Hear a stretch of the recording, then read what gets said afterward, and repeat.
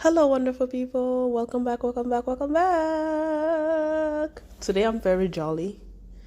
We are a week away from Christmas, and I don't know about you guys, but I don't like shopping. I really don't like shopping.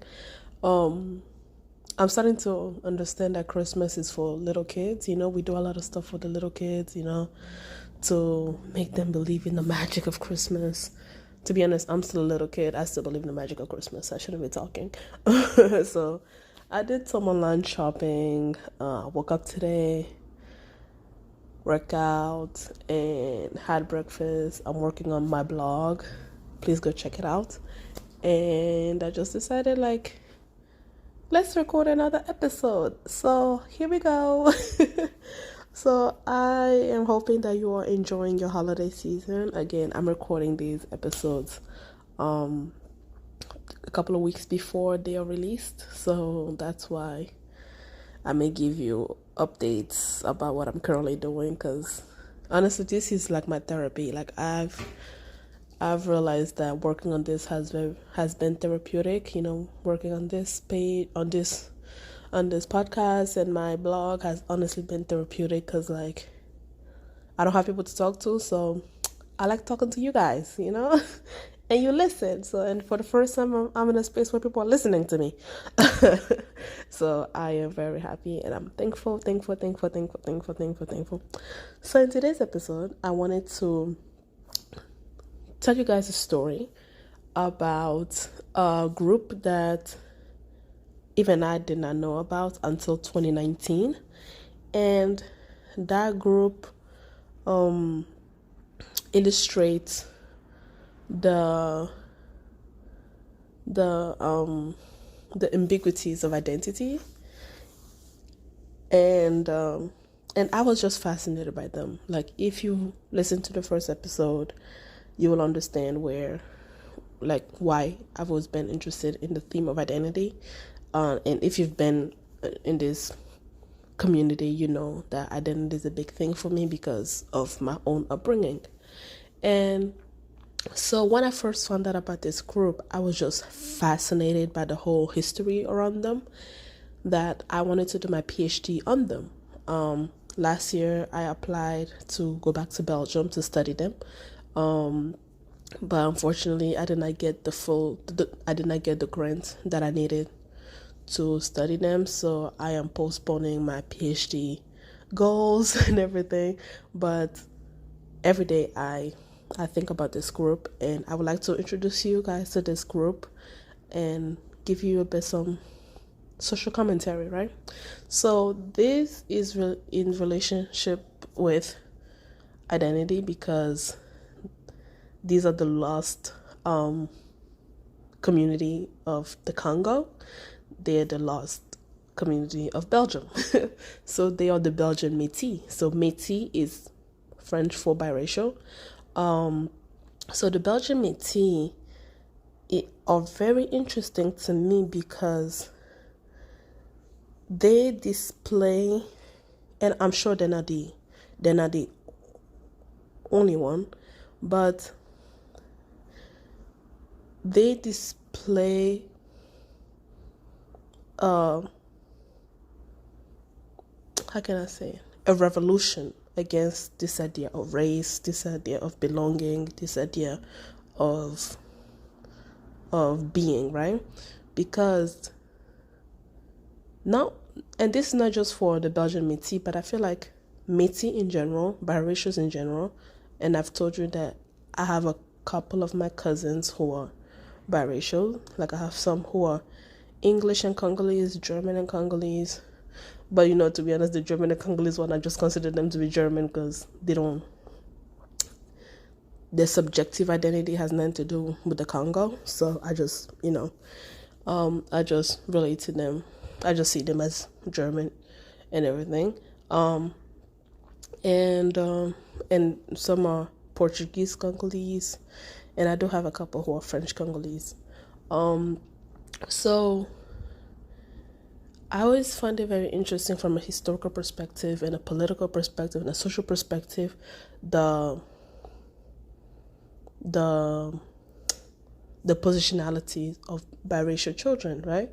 Because they are brought up in a world where their existence does not make sense, or their existence should not have happened, right? Like, because of this idea of white supremacy and everything, black people were not meant to mix with white people. They were not meant to produce with white people, except if the master decided to rape the black girl, right? So, but they were not meant to be together. There needed to be a clear separation of like race, right? And biracials, to quote Trevor Noah, they were born a crime. And even a biracial person who's born in 2023, like from a historical perspective, regardless of how advanced that we are in today's age, and I put advanced in quotation because yes, we have gone a long way. Like we have made some progress, but there's still a lot of work that needs to be done. But even in 2023, a biracial person is born a crime in a sense, but not like not a crime that their parents are criminal, but it's a crime against sort of the social order. And that's weird to think about because like mixing is normal, right? Because of social media, because of like our exposure to different cultures, like we are not one thing. We have become like, you have black people, you have white people who are interested in South Korean cultures, you have Chinese people who speak Lingala, like they speak Lingala better than me. So it's like, so we are in an interconnected world, but still this idea of being in an interracial couple is kind of looked at like, what the hell are you doing, right? Or the offspring of those couples end up feeling like my existence is not welcome in a way. So in that sense, I pity, not in a bad, like, maybe pity is a strong word. I can relate to that, right? I can relate to the similarities of experience, but I'm not saying that it's the same to my experience. So the biracial Metis were children of Congolese women and Belgian fathers. During the colonial rule, first of all, let's go back. During King Leopold's rule of the Congo, he allowed that white colonial officer have sex with black women. And and the explanation was, they're working hard, they need to blow off some steam, so it's okay that, they're using them to just, for pleasure, right? But under the Belgian government, it was strictly like, no, how dare you? We are white, we are pristine. How dare you mix with these people who are backward and everything? So it was strict all around, but I cannot believe I'm about something. And to be honest, it's not even me saying something nice about Leopold. It's just telling him facts. Like, he allowed the white soldiers or the white colonial powers to have sex with the black women to blow off steam.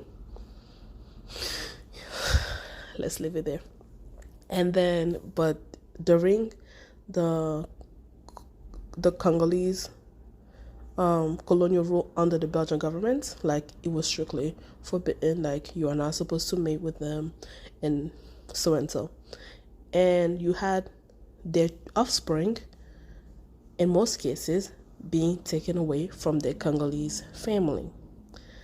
And it's very interesting on how it happened, because on one hand, the missionaries or the Belgians were arguing that because these kids have some of our blood, we need to take them away from the barbaric African ways, right? So in the Congo, the biracial, like the Belgian Metis, were separated from both their parents, but their white dads, if they choose to do so, had more power to go see them than their African mothers. And most of the time it was the white man and the black woman. There's few instances of like black men with a white woman, but because again you are playing with sexism and racism at the same time, like there wasn't a lot of black men being with white women. And the reason why the colonial officers were sleeping with the black men, because there were not a lot of white women around. And there's a history where a lot of colonial powers sent white women to the colonies, right, to be able to satisfy the men so that they don't resort to sleeping with the black woman. But yeah, that's another story. But it happened in Asia, it happened in Africa, it happened in the West Indies, so and so. So in the Congo, they were segregated, right? So there was this idea like, because these kids share white blood, because they are not fully African, let's salvage them, right? Let's save them. So they put them in orphanage, they put them in boarding school, they took them away from their parents. And not only does the Congolese mother is facing this world where as a woman she's seen as inferior, but as a black person she's also being seen as inferior. Some of the women mindset, because I watched a couple of documentaries and everything, some of the women mindset was, by giving them my kid and giving them an education, they will be able to become somebody, work in the system to come and help us. And I can understand that, right? Because in a way it kind of makes sense, right? Like in African culture, you send your kid to school to learn Victor Hugo and all the stupid French stuff that even French people don't even learn about, so that we can be able to have jobs in our own country, right? Sounds fucked up, but basically that's the world that Africans have been under.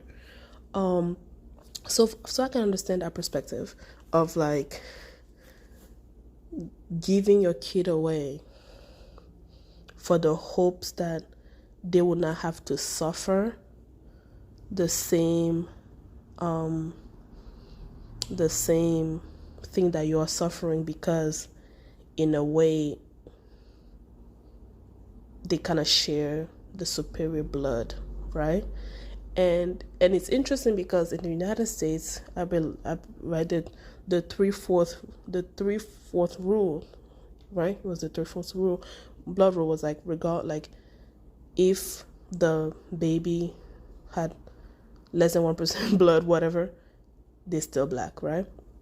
And although the Belgian had the same attitude, they were just like, but they're salt, we can save them. We can take them away from the barbaric stuff. And it also created a place where you have a mother feeling like because her child had white blood, her child was superior than her. And that is so fucked up in so many different ways. It's so messed up on so many different ways, right? So kids in the Congo were segregated from the Congolese parents. Some Congolese mothers didn't even have access to them. They could not like go and see their kids when they wanted. They had to schedule visits, and some visits were being denied by the missionaries who worked at those institutions and everything. And then the fathers, the one who wanted to claim the child, they were able to go see their child.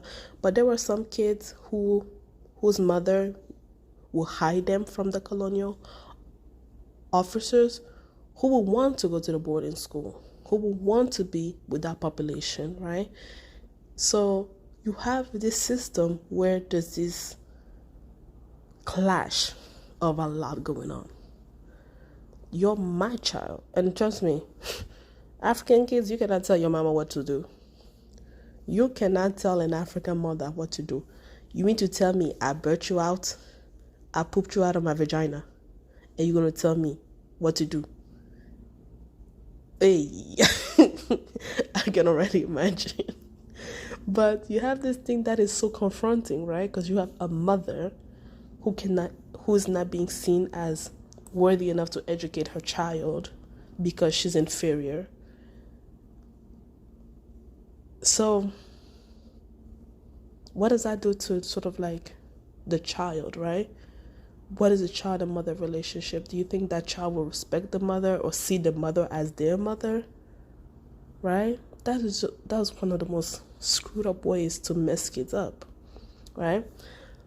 But upon when independence was happening, let's talk about countries like the Congo, Rwanda, and Burundi gaining their independence. The Belgian had another rule, right? They were like, well, we've had these kids since they were babies. We've educated them. None of these people have the balls to ask us to leave the places that we have helped to make better. We need to save these kids. Because look at what they're doing. They're barbaric. They're asking for independence. So we need to save these kids. So they come up with a plan that they will have the kids go to Belgium because these kids present as white, right? They don't know their African traditions. They have not lived with their African families, most of them. They have been parented by colonial people, right? So they say, yeah, we cannot leave them here. So let's make another deal with the parents, right? And so some parents were told that, hey, if your kid is 17, like, let them go to Belgium, right? Let your kid continue their education in Belgium, right? They will make a better life. Like, they will work. They will send you money. It will be a way to lift your family up, right?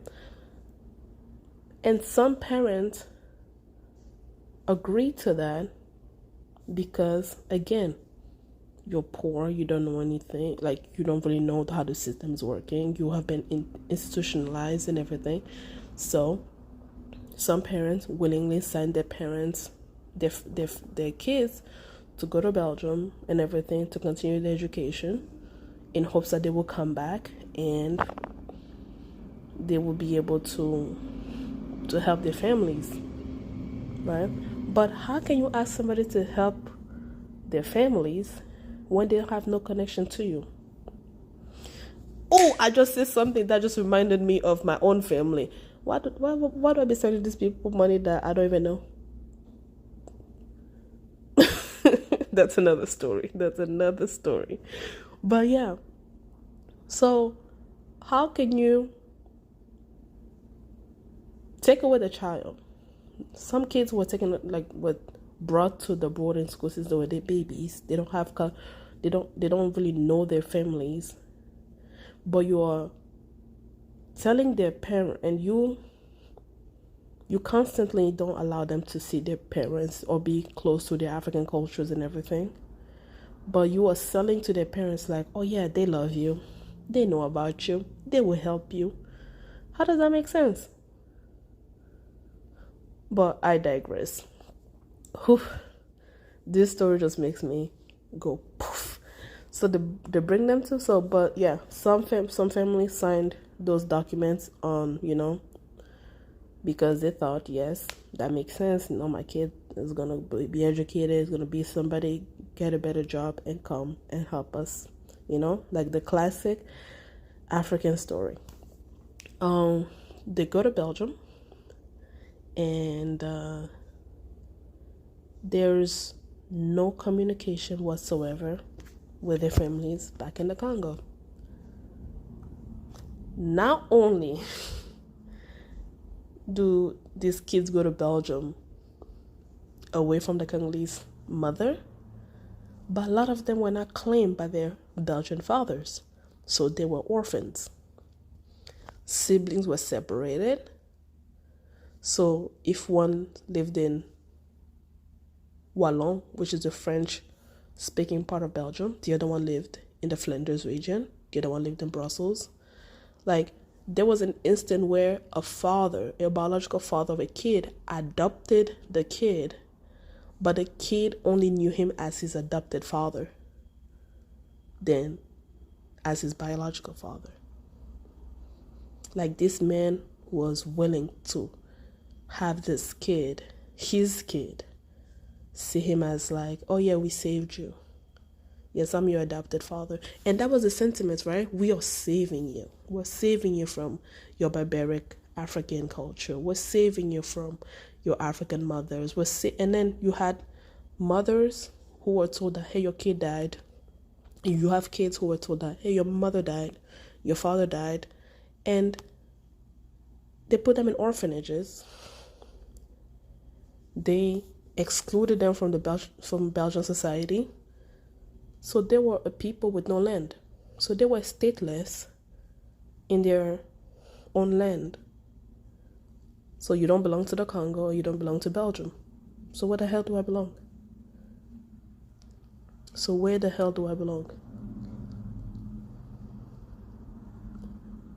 So you have kids who grew up and they could not have, because they don't have legal documents, some of them could not work, and it wasn't until 2019 that the Belgian government officially apologized for the way they treated the Belgian Metis. And that's how I found out about this history.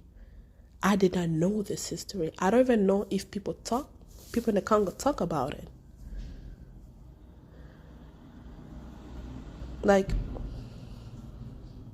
So they were the lost generation of the Congo. And currently, there are being projects and steps to rehabilitate them. And that's what my PhD was going to be about, right? Now that we know about this history, now that they are making strides and everything, what is this sense of belonging? What do you identify as? Because they grew up in Belgium. The Belgian community, the broader Belgian community don't really know them, right? Like, how do you introduce this community to the broader community? And what is the response that the Belgian community is going to have?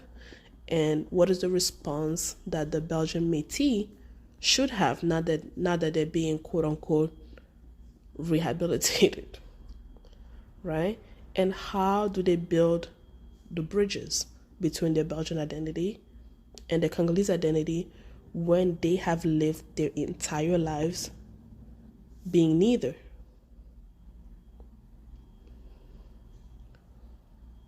In Africa, they couldn't live with their African parents because they were Belgians, because you saw them as having some, let's feel bad for them. They have some of our blood. But then when they went to Belgium, they're like, nah, you know what? Those fools are still African. They will come and mess up the social order of our pure whiteness. So now, how do you rehabilitate them? So last year, when I was writing my grant proposal, the first Belgian Metis to get his birth certificates, right? He was 74 years old. 74. I'm sure this man have kids. I'm sure he has grandkids. Like, how do you address that generational trauma? And Belgium have been I'm about to say something nice about the government. I have to say something nice about the government because might have to work with them as somebody who's trying to work with the U.S. government. They have been taking steps, right, to quote unquote right their wrong, right? And it seems that it has been a bit easier to do that for the Belgian Metis than it would be for them to do that for the Congo in general. So this is a small percentage of Congolese who are having retribution. Is retribution the right word? But who are having some sort of recourse that the Congo as a whole cannot have with Belgium. And I can argue that it's because the Belgian Metis is on Belgian soil, right?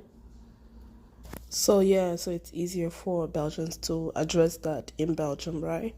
But yeah, so that make me wonder, like, for such population, is it fair for them to continue to not belong to anybody, right? Because when we look at subjective identity, your history is that of not belonging to anyone. So when now they ask you, be like, oh yeah, let's say Belgium's like, I'm gonna give you citizenship, you're not Belgium and everything. Will you feel Belgium even though you lived in Belgium your whole life?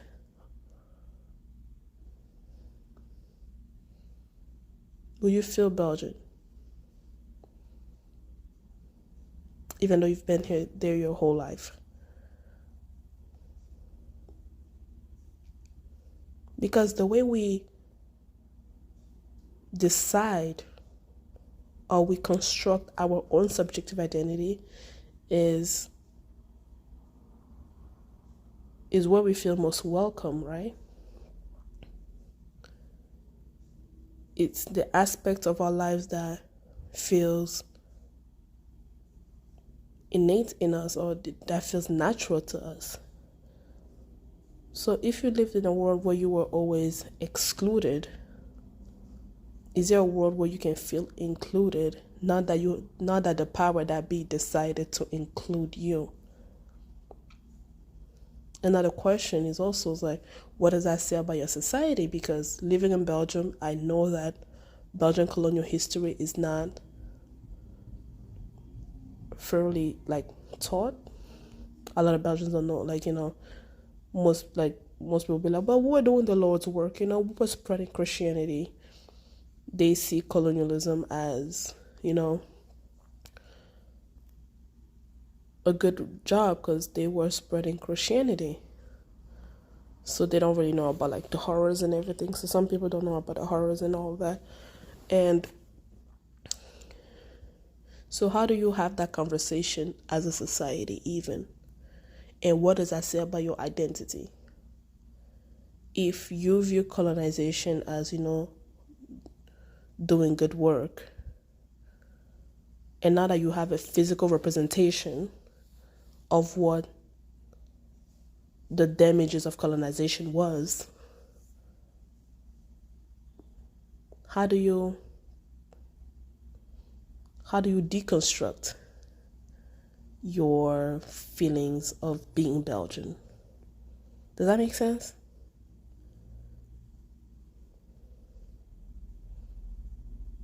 And I always felt like I remember when my cousin was like, oh yeah, but when I go to, to the black side, they say that I'm white.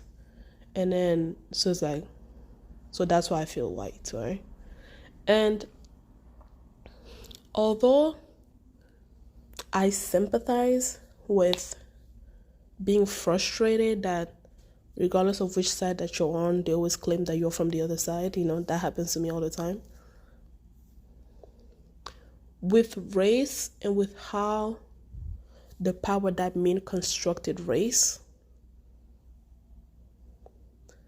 I although I also believe that Black people should be more educated and be more sympathetic and everything towards biracial people, and how some of the stuff that they say can kind of trigger them and add to like further displeasures of being, in the Black community, of can add to them feeling like they cannot belong to the Black community. I feel like it is important to give Black people a lot of grace, right? Like my mother, anybody that has straight hair, she calls them white. And I'll be like, Mom, she's Asian. She'll be like, they don't have hair like us. They don't have this like us, And although I will correct her, I understand why she says stuff like that, because that's what she was taught. If you look at any society, the darkest of any society is inferior to the lightest. There are Black Chinese people. There are brown Chinese people. But you will never see them in Chinese media. There are dark-skinned Indians, and they will tell you they face a lot of things in their community.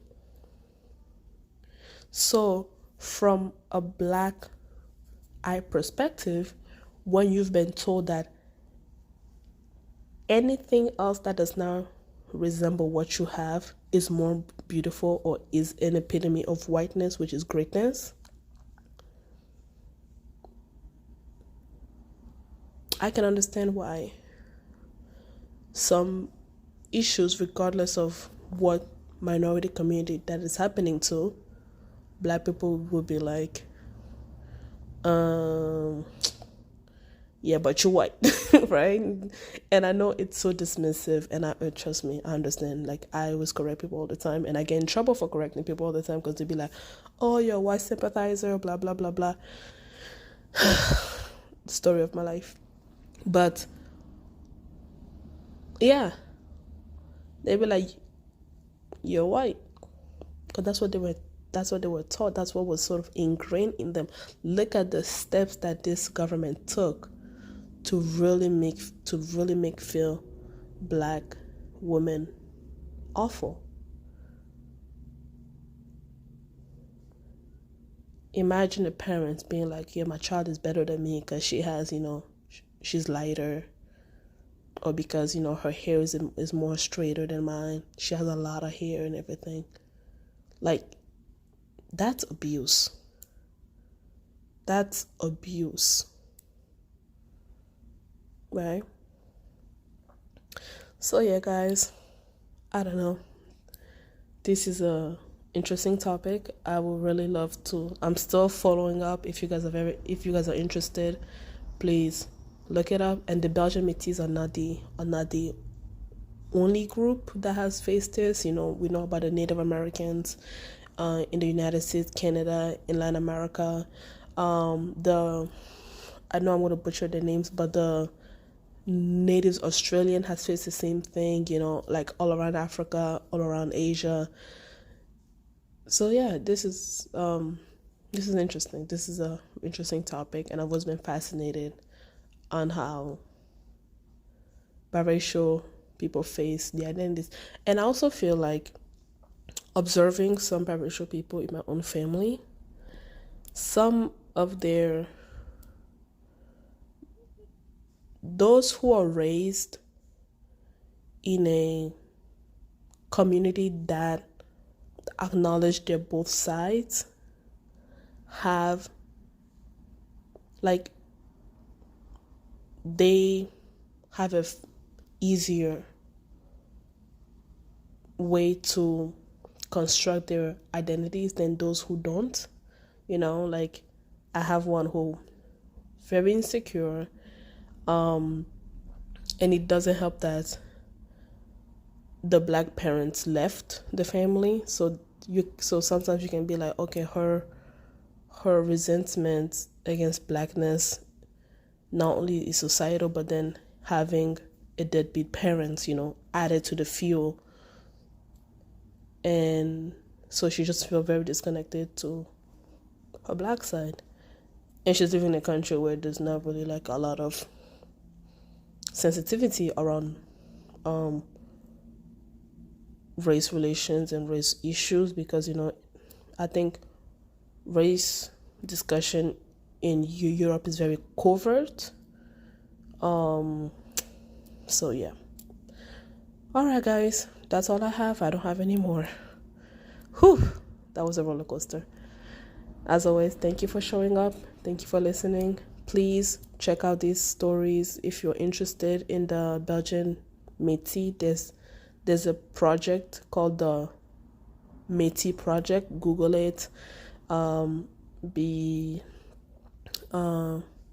If there's way to donate to their work and their services, please do. They are trying to unify families of people who are like in their 70s, hoping that their mamas are still alive and all that. So they're doing really amazing work. So yeah, check them out. Thank you for listening to me. Don't forget to check out my blog. I'll talk to you guys later. Bye.